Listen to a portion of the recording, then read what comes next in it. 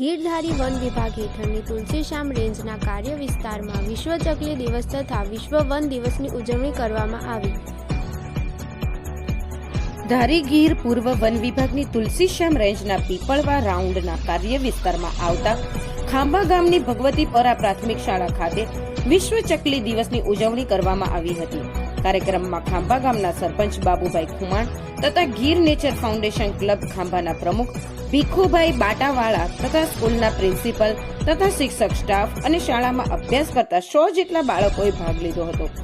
ઉજવણીના કાર્યક્રમ અંતર્ગત range forest officer Rajalben Pathak Tulsishyam range ખાંભાના માર્ગદર્શનથી બાળકોને ફોરેસ્ટ ગાર્ડ HH વરુ દ્વારા સંબોધન કરવામાં આવ્યું હતું।